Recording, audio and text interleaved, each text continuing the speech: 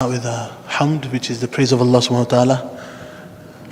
I request inshallah brothers to join in. I understand that we're fasting, probably feel our fast, but we'll inshallah recite together inshallah.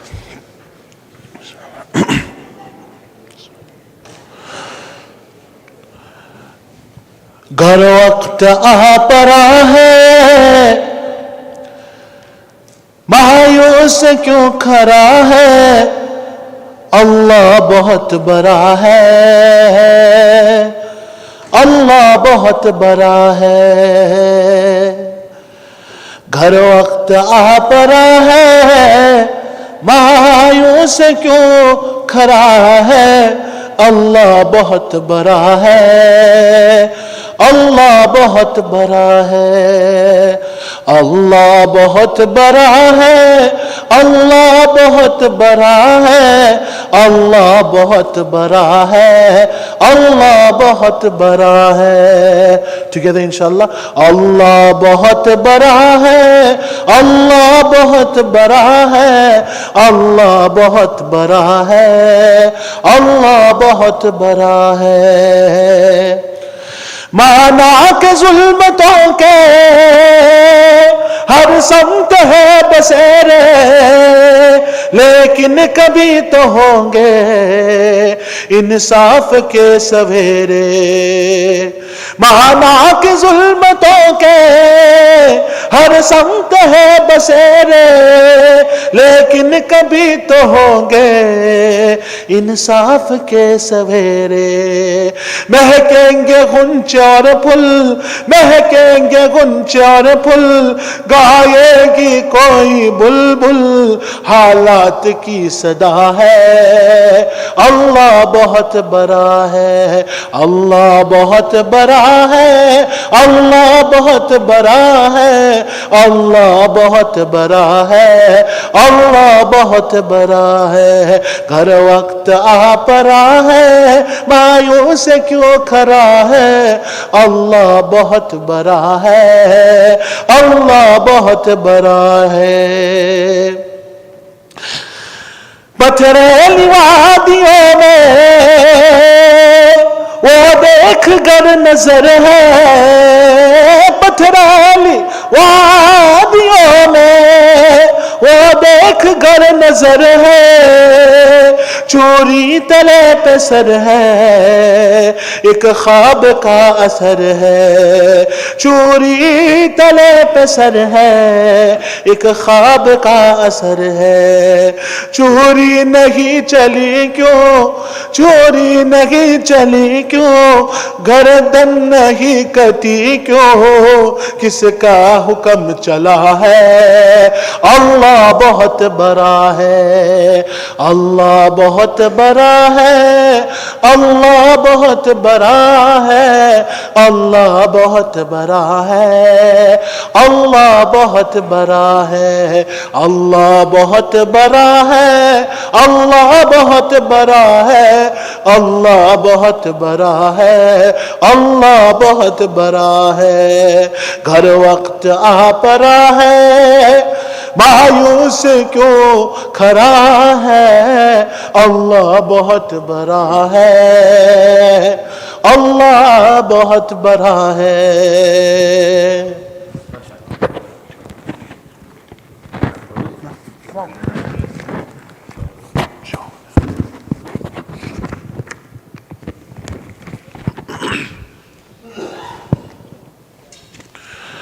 دوسرے پڑھ لیجیے اللہم صلی اللہ علیہ وسلم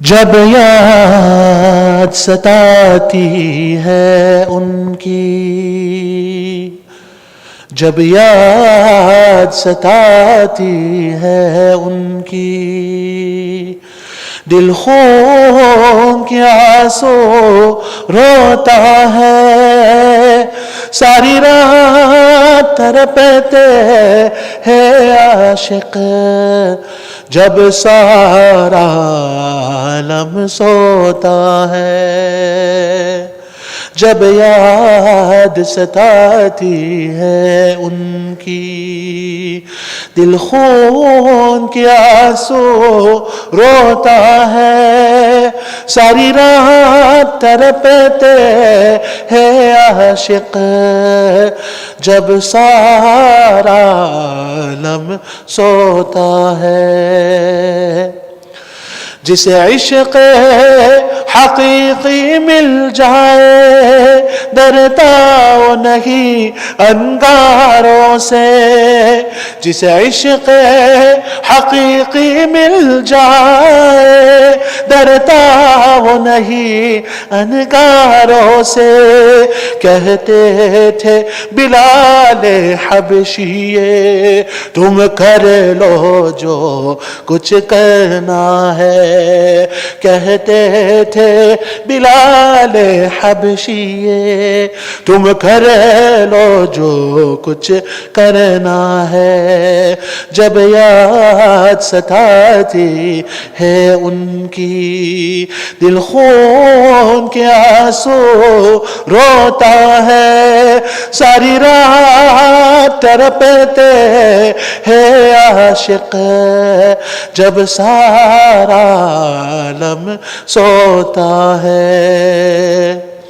جب آ کے امیہ نے کہا اب چھوڑ دو کلمہ احمد کا، جب آ کے امیہ نے کہا اب چھوڑ دو کلمہ احمد کا، عاشق نے پکارا اے ظالم، یہ عشق نرالا ہوتا ہے، عاشق نے پکارا اے ظالم، یہ عشق نرالا ہوتا ہے۔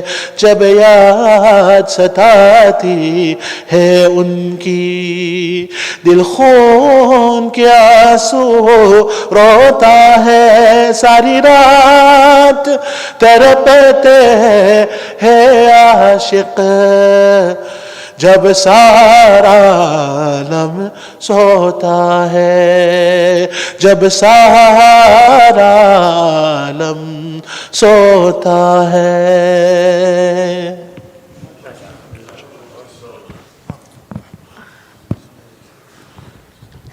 ماشاءاللہ، جزاک اللہ۔ تو قاری نہیں ہے، ہاں دونوں رکھو نا یار۔ یہ مدینہ مسجد بھی کتنی غریب مسجد ہے، اس کے پاس ایک ٹیبل بھی نہیں ہے۔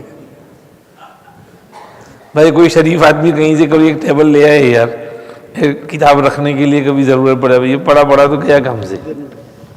لاؤ جی، ہاں رکھو،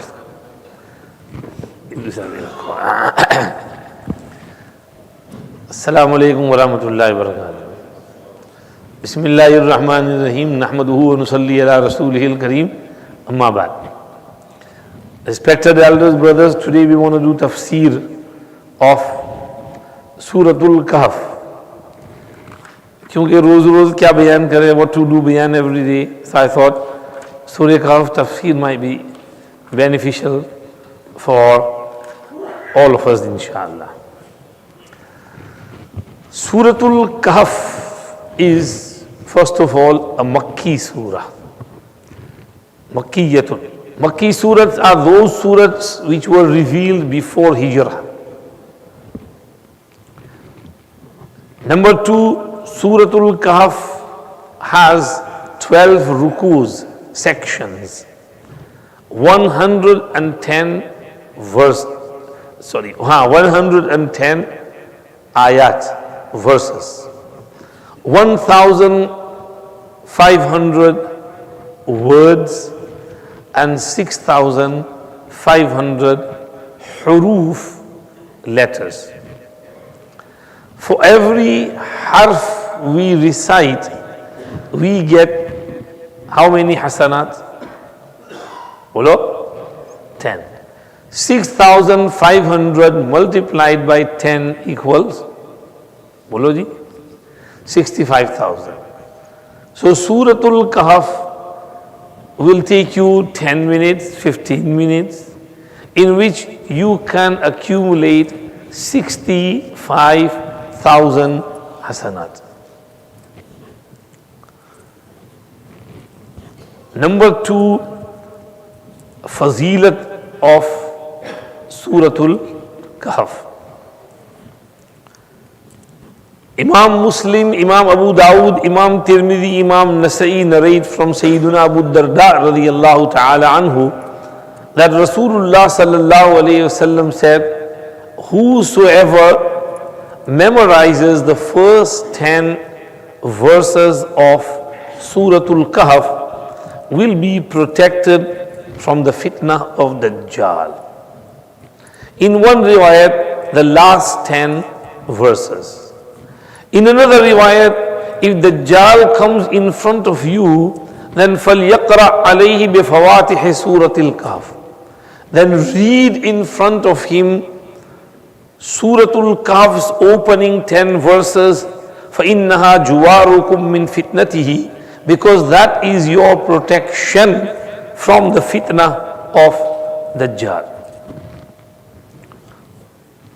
My Hazrat Aqdas Maulana Yusuf Mutala Sahab, Nawwarallahu Marqadahu wa Barrada Madjahu, used to say, if Surah Kahf has the power to protect from the huge fitna of Dajjal, would it not have the power to protect from the small fitnas which are surrounding us? Of course it does. This is why we need to recite Suratul Kahf every Friday. One hadith states, whoever recites Suratul Kahf on Friday, أَضَاءَ لَهُ النُّورُ مَا بَيْنَ الْجُمُعَتَيْنِ. A special nur will light in his heart until the next Jummah, between the two Jummahs. If there is lots of darkness outside, but your car's headlights are working properly, you will be able to drive smoothly in that darkness, no matter where you are, on which countryside road you may be. There is no street lights, but you can just drive at 100 kilometers speed because your headlights are proper. But if the battery got disconnected or something happened, then you're stuck in the darkness, you can't move an inch. You don't know where you're going, you might have an accident. This nur in the heart guides you like that headlight, like the torch. It stays with you and guides you throughout the week. This is the benefit of reading Suratul Kahf on Friday. One riwayat in Ruhul Ma'ani from Dailami, Bahawale Anas ibn Malik states that Suratul Kahf was revealed all at once and 70,000 angels accompanied Jibreel alayhi salam when he was bringing down Suratul Kahf. Huge surah, 70,000 angels came with this surah.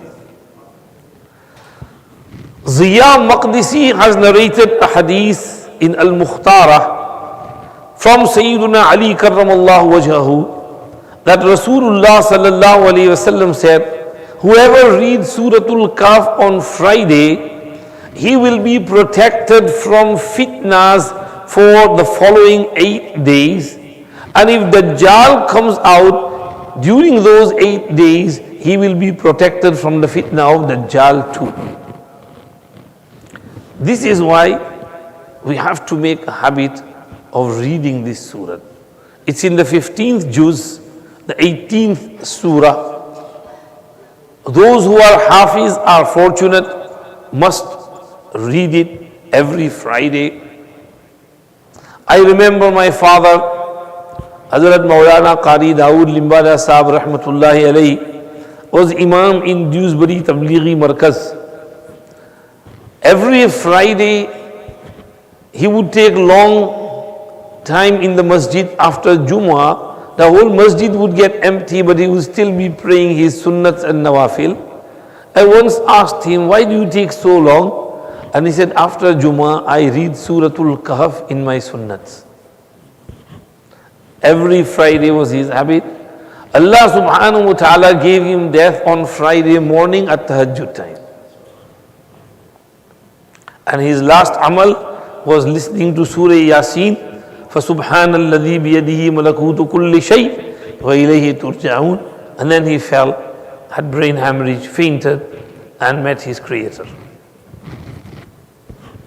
Imam Ibn Daqiq al-Eid rahmatullahi alayhi has narrated that he had a neighbor who died.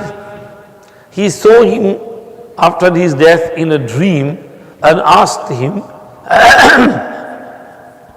what happened in the qabr. Munkar Nakir, Sawal Jawab. And he said, don't ask. I was in deep trouble.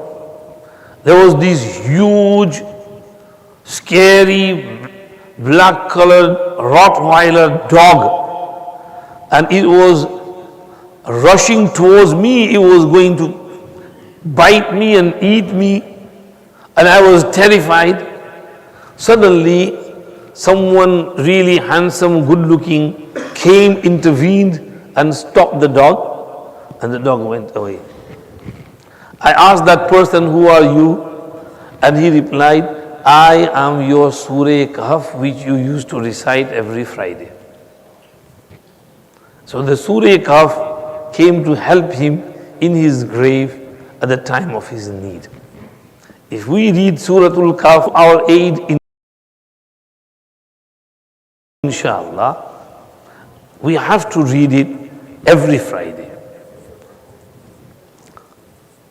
After understanding the fada'il of Suratul Kahf, we need to understand the cause of revelation, sabab-e nuzul of Suratul Kahf.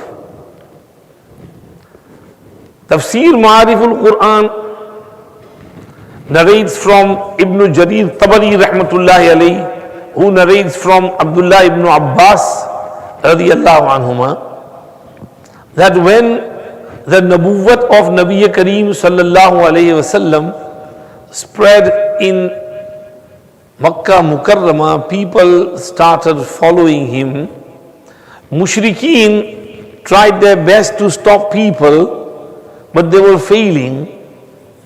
They sent two men as envoys to Medina Sharif, Nadr ibn al-Harith and Uqba ibn Abi Mu'ayt, to meet the rabbis and scholars of Yahud and ask them to give some tricky questions to ask Muhammad sallallahu alaihi wasallam in order to test him out.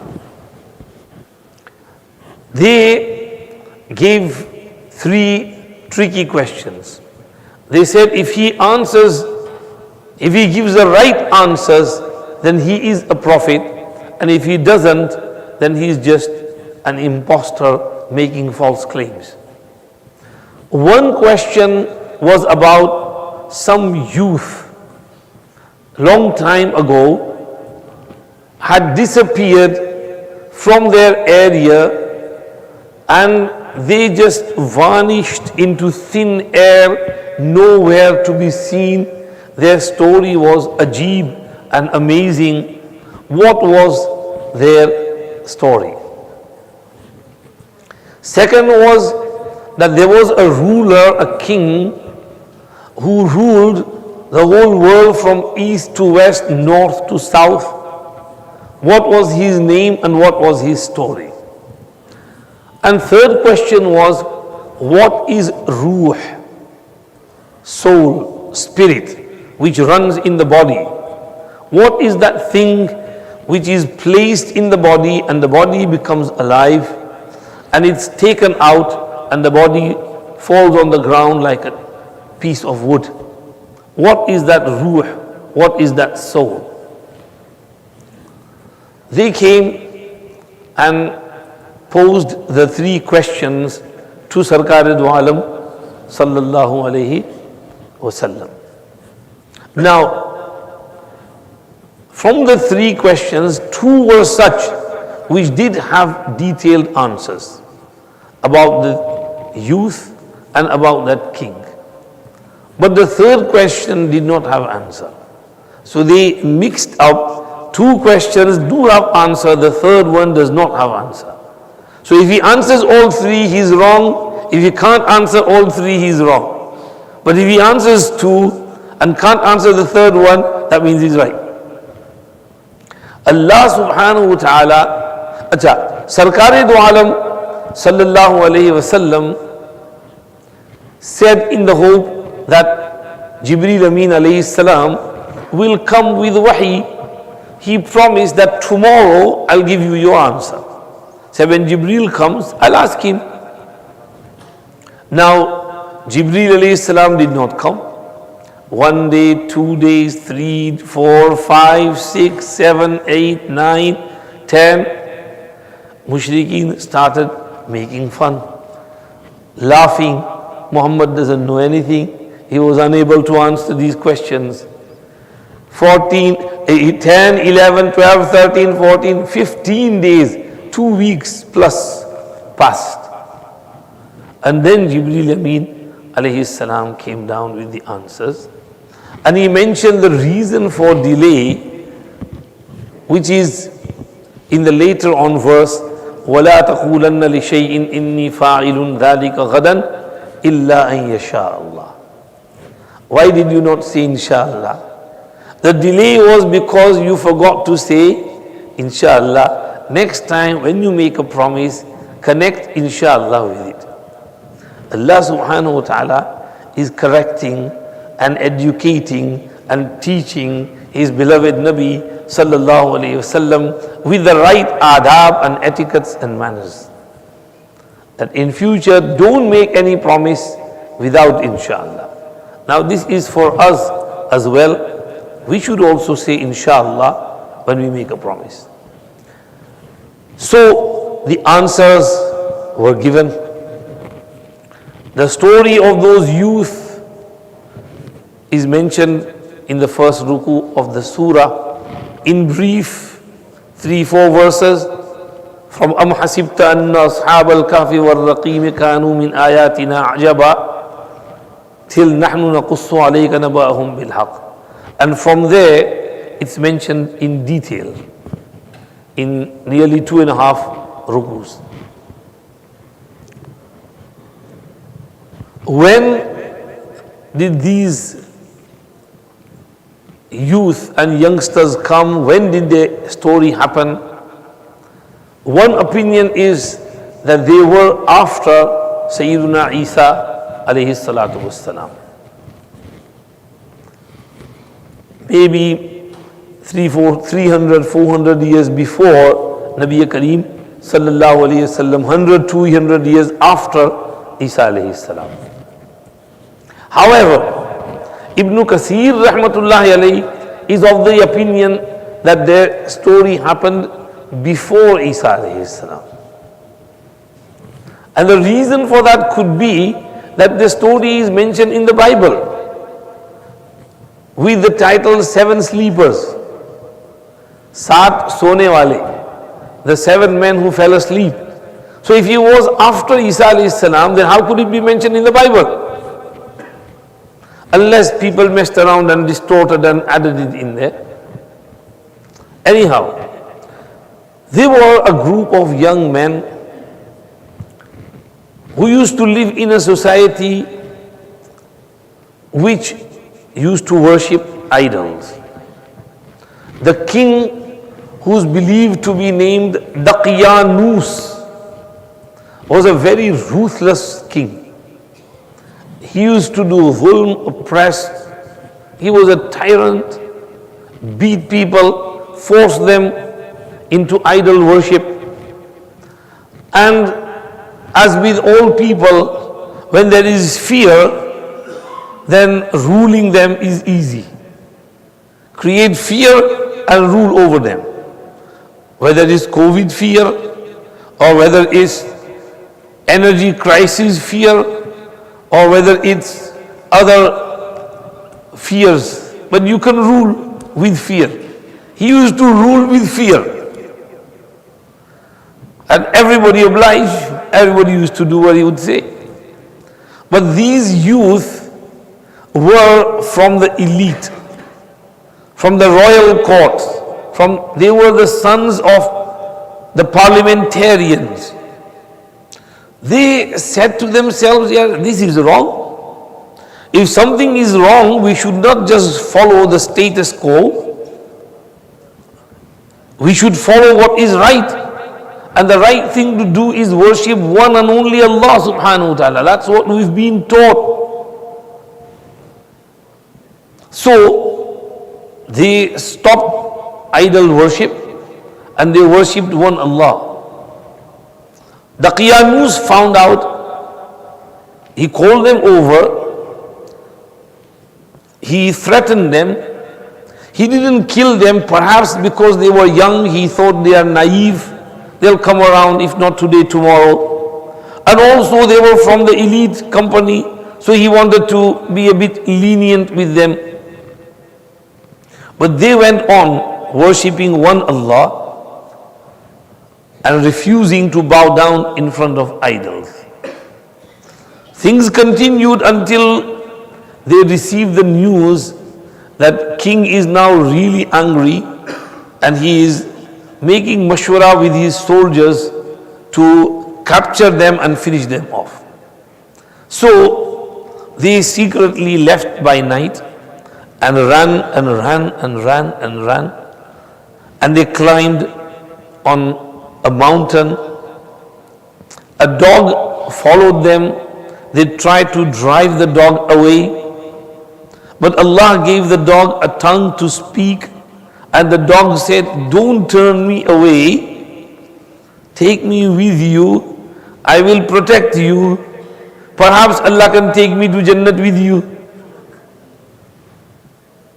And they let it fall.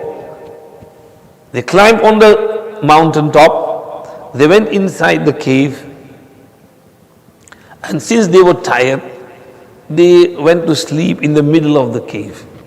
Allah subhanahu wa ta'ala chose the place of sleeping for each and every one, and they were sleeping in such an area where sunlight would not directly come upon them in the morning or in the evening. They were under the shade, and from one side of the cave wind would keep flowing and go through the other side. Their bodies would remain fresh. The dog rested at the entrance of the cave, and the dog was massive, big, large, and if someone happened to pass by that area, see that dog, they would be scared and take a different route. Over here, in the morning, the king sent soldiers to look for the youngsters. They couldn't be found. They searched the whole town, nowhere to be seen. Their homes, their parents' homes, everywhere. Their parents said, we don't know where they're gone. So he sent people to follow their footsteps. They went around everywhere, on horseback, here and there and everywhere. They couldn't find him. The king was surprised, and he said, this is Ajib. I mean, you know, in those days there was no helicopter that the helicopter could have come and took them away. How can these youngsters disappear into thin air? So he said, after many days of search and getting tired, he said, write their names on a tablet and put them in the khazana treasure. Perhaps they can be found someday, some news might come and we would learn something about them. Now, the king then died. 300 plus years passed. There was another king, the halat had changed. At this time, the king was a believer. He believed in Allah subhanahu wa ta'ala. He didn't do shirk. But in his community, there was a difference of opinion with regards to life after death. Whether it's physical or it's spiritual. Will we really get out of our graves and stand before Allah? Or is the life in the grave just a good dream or a bad dream? Good people will get good dreams, bad people will get bad dreams. One group said the life after death is only spiritual. It's only like a dream. Sometimes you have nightmare and you wake up and you're sweating. And sometimes you have a nice sweet dream and you wake up smiling. So he said life in qabr is like that good dream, bad dream. But the other group said no, we will get out of our graves. We will come out and stand before Allah and give an account of our deeds. They were trying to explain, but the other party was overpowering them. So the king prayed to Allah, "Oh Allah, please help us to get rid of this confusion and show us some sign." Allah subhanahu wa ta'ala accepted his dua and woke up the Ashab-e Kahf. They woke up and they rubbed their eyes and they looked at the sun and they said to themselves, "How long have we been sleeping?" Someone said, "Yawman aw ba'da yawm," a day or part of a day. They said, "Okay, forget this discussion. We're feeling hungry. Go slowly to the town and get some food." So one of them came down the mountain and went into the town, but the town seemed totally different. He went to a baker's bakery and bought some bread, and he took out the coins which were from the Daqyanusi area 300 years ago. Now the currency had changed. When he was going to pay the baker said, "Where do you get this money from? I want proper money, not this money. This is ancient money, this is old money, antique." Said, "This is the money, is this not the town? Is this not such and so city?" "Yeah, it's the city." "But where did you get this money from? It looks like you're a thief. You got some treasure from somewhere, and from there you got this coin, gold coin." Said, "No, I'm no thief. I haven't done anything."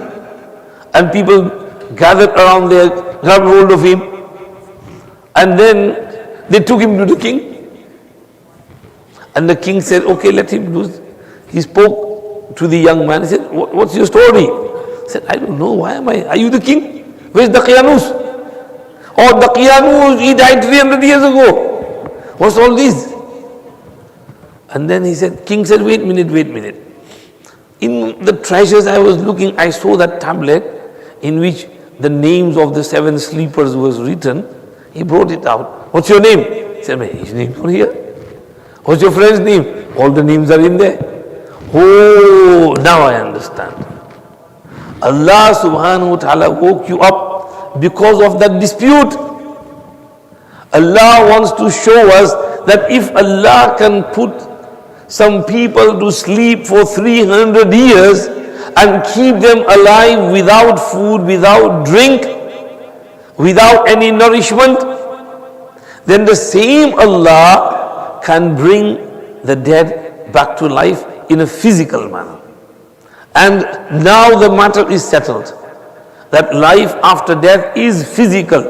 Allah will recreate our body and bring us out of the qabr and make us stand before Him and give an account of our whole lives. Now I understand. And then he said to the young man, "Okay, we will take lots of food for your friends and we will go and meet them." So he said, "Okay." So they took lots of food and drink and they reached that place, the mountain. Now, one riwayat says that he said to the king, "Please you wait here, because if we all go up the mountain, then my friends will get scared because they don't know. So I don't want to disturb them, I don't want to terrify them. I will go up, bring them down, and we can meet." And the king said, "Okay." So he went up and he told them everything, and they came down, they embraced the king, and then they went back up to the cave, and Allah put them back to sleep. after they had their food, drink, everything, and then they went back to sleep. That was the end. Another riwayat said that the king was not able to go up. Allah protected them. Quran says over here, the king said, لَنَتَّخِذَنَّ عَلَيْهِمْ مَسْجِدًا. We will make a masjid over here to remember them. Not to worship them, to remember them. So, this is the story of those young men. Now, why did they run away from their hometown? To save their iman. Because their iman was at risk. This is why whenever our iman is at risk, we should run to Allah subhanahu wa ta'ala. Allah said, فَفِرُّوا إِلَى اللَّهِ إِنِّي لَكُمْ مِنْهُ نَذِيرٌ مُبِينٌ. Run towards Allah. Bhago, दौड़ो Allah की तरफ. जहां ईमान का खतरा हो तो भाग कर अल्लाह के पास आ जाओ. Run towards Allah. And this is why in the story Allah said, وَإِذِ اعْتَزَلْتُمُوهُمْ وَمَا يَعْبُدُونَ إِلَّا اللَّهِ فَأْوُوا إِلَى الْكَهْفِ. When you have separated yourselves from the community, then take refuge in the cave. يَنْشُرْ لَكُمْ رَبُّكُمْ مِنْ رَحْمَتِهِ وَيُهَيِّئْ لَكُمْ مِنْ أَمْرِكُمْ مِرْفَقًا. Your Rabb will spread out for you His mercy, and He will make comfort your stay. They went up there, they made dua. رَبَّنَا آتِنَا مِن لَدُنْكَ الرَّحْمَةِ وَهَيِّئْ لَنَا مِنْ أَمْرِنَا رَشَدًا. Oh Allah, give us special mercy and rahmat from yourself, and create the right course of affair in our matter. Allah accepted the dua, and Allah subhanahu wa ta'ala protected them. And this is why, if we see our history, Salaf Salihin used to run away to protect their deen. I mentioned the other day, Musa alayhi salam went on Mount Tur. Ibrahim alayhi salam left his hometown, ended up in Palestine. Nabi Kareem sallallahu alayhi wasallam used to go to Ghar Hira, staying there, seclude himself, isolate himself, tanhai, gosha nashini, reflect, ponder. And then finally, he left his beloved hometown, Makkah Mukarramah, after 13 years, when there was no choice. He left it and he went to Medina Sharif. So to protect your deen, iman, if you have to leave your hometown, if you have to leave your luxury, if you have to leave your comfort, leave it, but don't leave your iman. Make sure iman is with you when you die. وَلَا تَمُوتُنَّ إِلَّا وَأَنْتُمْ مُسْلِمُونَ. This is why we say your i'tikaf is extremely precious, because you are here in the house of Allah. You are isolating yourself, disconnecting yourself from your homes. You want to connect yourself to Allah subhanahu wa ta'ala. This i'tikaf is not ma'muli, it's not trivial, it's a huge ibadat. It's the ibadat of Anbiya Kiram alayhimus salam. And it's only performed once a year in the last 10 days of Ramadan. This is why we should try and do i'tikaf. If 10 days, sunnati muakkada, all the best. If not, as many days as possible. Maybe 3 days, weekends. When you're free, just come down, stay in the house of Allah. So, Ashab-e Kahf went into isolation, and that is when Allah subhanahu wa ta'ala blessed them with so much, and Allah made them people who were remembered until the end of times. And their story is mentioned in Quran Sharif.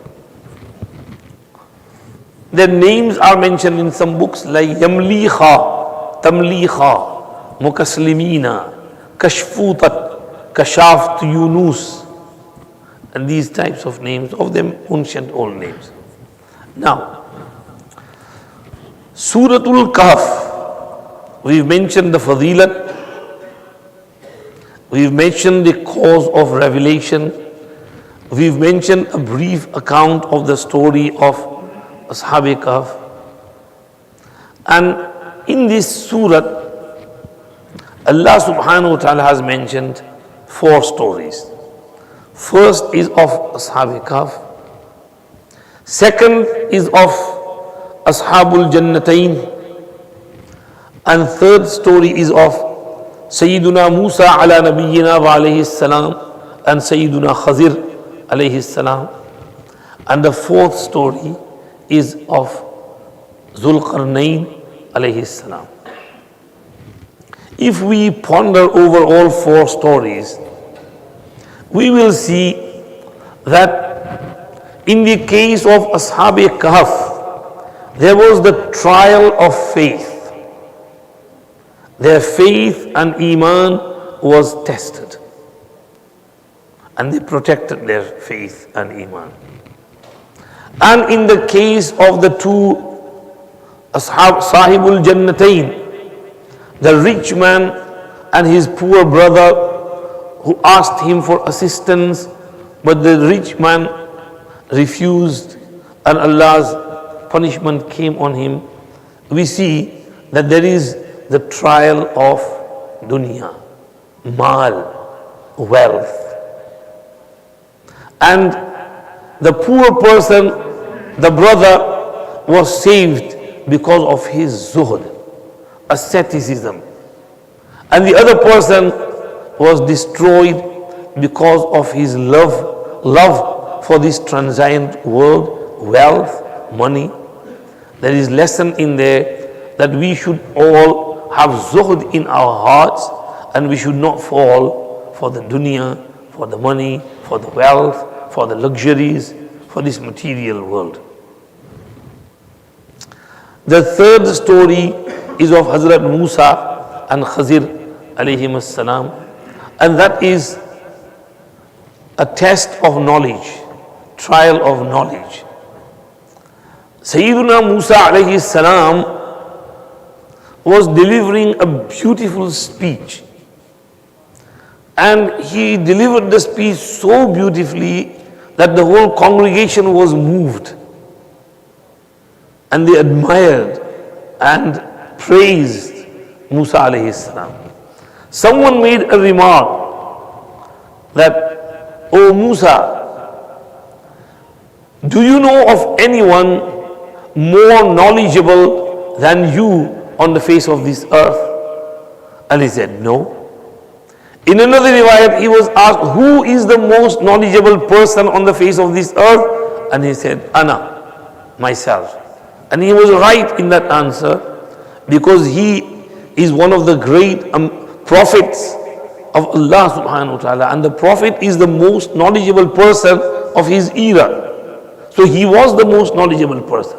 However, Allah subhanahu wa ta'ala did not like this answer from Sayyiduna Musa alayhi salam because there was a better answer. And the better answer was Allahu A'lam. Allah is the most knowledgeable. What do I know? Everything comes from Allah. Now, because of this answer of his that Ana A'lamu, I am the most knowledgeable, Allah put him to test. Allah revealed to him that there is someone who has more knowledge than you. And Musa alayhi salam immediately realized his mistake and he said, "Tawbah, astaghfir. Allah forgive me, Allah forgive me. Who is that person? I want to go meet him. I want to learn from him." And Allah subhanahu wa ta'ala said, "He is Khazir. How can I meet him? I'll give you a sign. Fry a fish. Iqbal buys machi. And take it with you in a zambil, basket. And where you lose that fish is where you will find him." So he set off, and with him was his khadim Yusha bin Nun. They kept on traveling, walking until they came to a place where there was Majma'ul Bahrain, 2 oceans met. Musa alayhi salam was tired, he fell asleep. Yusha bin Nun was awake. What happened was there was some spring water nearby, and the water increased its speed and part of it splashed onto the zambil, and the fish became alive, and it jumped up and it went into the water, and as it went into the water it formed a tunnel. As it's going, the water is stopping and a tunnel is forming around it. And Yusha bin Nun was surprised, Ajib, miracle. But perhaps he used to see miracles with Musa alayhi salam all the time, like the asa turning into snake. So he didn't give much attention to it. And also, Musa alayhi salam was in deep sleep. He woke all of a sudden and he said, oh, what der ho gayi, chalo, we've delayed a lot, we have to rush. And they just carried everything, luggage, and started walking. And Yusha bin Nun forgot to tell him about the fish. And they walked, they went. At one place they stopped and they said, now we're feeling hungry, let's have something to eat. Then he remembered, oh, the fish, but I forgot, this is what happened. And Musa alayhi salam said, that is the place where we are supposed to meet Khazir alayhi salam. So they came, walked back, returned. And now, when they came here, they saw this person lying down with sheet covered from head to toe. And Musa alayhi salam greeted him, Assalamu alaikum. And he said, Anna bi ardika salam. Who's saying salam over here? Nobody does salam over here. And he said, Anna Musa, I am Musa. Which Musa? Musa bin Israel? Yes, I am Musa bin Israel. Oh, welcome. What brings you here? I want to stay in your company to learn something from you. Musa, you have a different knowledge, I have a different knowledge. We can't survive together. You go your way, you can't learn from me. He said, no, I will do sabr, inshallah. The story goes on. Khizr alayhi salam said, okay, stay with me. And then the three incidents happen. And then they separate. Allah mentions this to teach us that never feel proud upon your knowledge. Never say, I am the greatest, I have the most knowledge. Look, Musa, a great prophet, said something which was right, but still he was tested. And the fourth story is about Zulqarnain. And Zulqarnain was the king who ruled east, west, north, south, wherever he could go. But he was extremely fair and just and kind and generous and nice with everyone. He went to an area where there were people who were worshipping various deities. Allah gave him the option, you can deal with them in the manner you want. And he said, no, we will invite them to Allah. Whoever turns to Allah, they will be our friends. And whoever doesn't and does zulm and wrongdoings, we will seize them. Allah said, look how wise he is, how fair he is, just he is. There was the trial of leadership. When a person becomes a leader, powerful, then he shows his power. I am something. And many times rulers go on a rampage and they commit all sorts of injustice. So Allah subhanahu wa ta'ala is teaching us through this that if you get power, if you become a king, a ruler, a president, a prime minister of a country or a community or a masjid or a madrasa or a muhtamim, whatever, when you have some authority, then always be humble like Zulqarnain, be fair, be just, be nice, be kind to everyone. Allah taught that through the story of Zulqarnain. So 4 stories and 4 lessons in Surah Al-Kahf. The trial of faith and the way to protect yourself is leave that area, go to a place where you can protect yourself. Leave that company, leave that community, leave that society, leave that friendship. Don't stay in bad friendship. Leave the bad friendship. Come to good friendship. Allah wale. Come to masjid. Then trial of dunya.